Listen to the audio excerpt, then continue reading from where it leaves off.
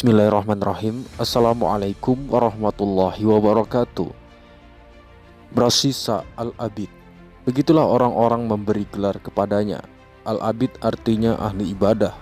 Predikat itu disematkan karena ia memang orang yang sangat tekun beribadah. Bahkan sampai-sampai malaikat pun terkagum atas ibadahnya. Ia juga merupakan seorang guru spiritual yang ulung. Konon ia memiliki 60.000 murid yang semuanya berilmu tinggi dan memiliki keramat bisa terbang. Namun di tengah kekaguman para malaikat itu, lantas Allah mengherankannya dengan berkata kepada para malaikat, "Gerangan apa yang membuatmu begitu terkagum akan Barsisa? Padahal di dalam pandangan hakikatku ia tak ubahnya seperti setan yang terkutuk." Malaikat pun tercengang mendengarnya. Mereka mulai menerka-nerka akan takdir apakah yang membuatnya tersungkur ke dalam lembah derajat setan yang hina. Al-Kisah Barsisa memiliki sebuah keramat. Ia, apabila ia menemui orang gila dan kemudian menyentuhnya, maka seketika orang gila tersebut sembuh. Dan itulah yang terjadi saat itu pada seorang anak gadis raja. Sang putri mengalami gangguan jiwa. Atas perintah sang raja, diutuslah pasukan kerajaan untuk membawa sang putri ke padepokan Barsisa di tengah hutan agar ia memperoleh perawatan rehabilitasi dengan harapan akan menuai kesembuhan. Maka berangkatlah para pasukan dengan membawa putri raja yang sedang sakit jiwa. Sesampainya di sana, setelah mengutarakan maksud dan tujuan kedatangannya, para prajurit kerajaan bergegas mundur diri untuk kembali ke kerajaan dengan meninggalkan sang putri bersama Barsisa di padepokannya yang berada di tengah hutan. Saat sang punggawa telah meninggalkan mereka berdua, saat putri raja masih dalam keadaan gila, dan saat Barsisa hanya ditemaninya di tengah hutan belantara tanpa ada orang selain mereka, iblis pun datang menggoda. "Wahai Barsisa, tidakkah engkau melihat putri raja itu cukup cantik jelita? Ia begitu menggoda.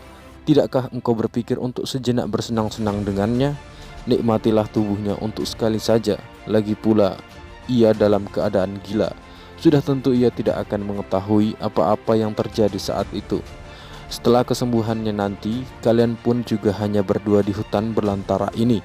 Takkan ada orang yang mengetahui. Ayolah, kukira pantas bagimu untuk rehat sejenak dari aktivitas ibadahmu yang melelahkan." Bujuk iblis penuh kemesraan. Naas menimpanya. Barsisa tergoda oleh tipu daya iblis terkutuk. Ia pun melakukan zina bersama sang putri yang masih dalam keadaan gila. Namun baru saja usai melampiaskan nafsu birahinya, iblis kembali merasuk, berbisik menggoda ke dalam relung hati Barsisa. "Duhai, celakalah engkau wahai Barsisa. Cepat atau lambat perbuatan kejimu terhadap sang putri akan diketahui. Orang-orang utusan kerajaan tidak akan terima akan perbuatanmu kepada anak rajanya. Terlebih, engkau sudah terkenal sebagai seorang yang sakti dan ahli ibadah. Jika hal ini diketahui, sontak reputasimu akan hancur berantakan. Nama baikmu akan tercemar dan seluruh orang akan mencampakkanmu. Lalu apa yang harus kulakukan?" Batin Barsisa mulai dirundung kecemasan tak karuan. Ia mulai bertanya-tanya terhadap diri sendiri dan mencari cara bagaimana untuk menutupi semua ini. Dan lagi-lagi sang iblis mulai berbisik melancarkan strategi. "Sudahlah, bunuh saja wanita itu.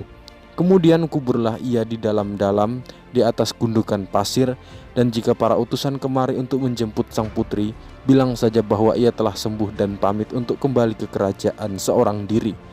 Maka semuanya akan beres. Kalaupun ia akhirnya tak kembali, engkau tak akan disalahkan. Mereka pasti mengira bahwa sang putri telah mati diterkam binatang buas di tengah perjalanannya kembali menuju ke istana." Bodohnya, Barsisa pun kembali mengiyakan tawaran iblis yang seakan penuh kompromi tersebut. Dibunuhlah sang putri olehnya, dan kemudian ia kubur dalam-dalam sehingga sekiranya tak seorang pun mengira ada mayat di bawah sana. Akhirnya, sekarang tuntas sudah semuanya. Batin Barsisa penuh lega, namun tidak bagi iblis. Setelah ia berhasil membujuk rayu manusia yang terkenal ahli ibadah dan bisa menyembuhkan orang gila hanya dengan sentuhan tangannya itu, iblis kemudian menjelma menjadi seorang soleh ahli ibadah yang seakan dapat mengetahui segala sesuatu yang terjadi. Ia kemudian masuk ke istana, menemui raja, dan menceritakan apa yang terjadi terhadap putrinya dan Barsisa di tengah hutan belantara. Ketika sang raja mengirim utusan untuk menangkap Barsisa di padepokannya, dan tanpa ampun akhirnya Barsisa dihukum salib oleh sang raja. Sungguh kini Barsisa sudah tak mampu melakukan apa-apa. Di tengah kelemahan Barsisa ini, dengan licik sang iblis kembali memanfaatkan keadaan untuk menjerumuskan lebih dalam lagi ke lembah kekufuran. Iblis pun berkata kepada Barsisa dengan penuh rasa iba, "Duhai, alangkah malangnya nasibmu. Engkau sekarang terhukum salib oleh sang raja. Namun, janganlah kau hiraukan, sebentar lagi penderitaanmu akan berakhir. Aku akan menolongmu, tapi ada satu syarat yang harus kau penuhi." "Apa itu?" "Sungguh aku akan kulakukan asal engkau mau menyelamatkan," tanya Barsisa kegirangan. "Sembahlah aku." "Bagaimana aku dapat menyembahmu jika tubuhku tersalib oleh kayu?" tanya Barsisa di tengah kondisinya yang semakin layu. "Cukuplah untuk isyarat saja, entah itu dengan anggukan atau sekedar kedipan mata sebagai ganti sujudmu kepada aku." Maka dengan sisa-sisa tenaga, Barsisa yang mulai melemah pun akhirnya melakukan apa yang diperintah oleh iblis. Sayang, seketika itu juga ia mati dan iblis pun tak menyelamatkannya. Sedang ia telah mati dalam keadaan kufur terhadap Allah Subhanahu wa Ta'ala. Sungguh benar-benar Barsisa yang nestapa. Nauzubillah. Wallahu a'lam bishawab.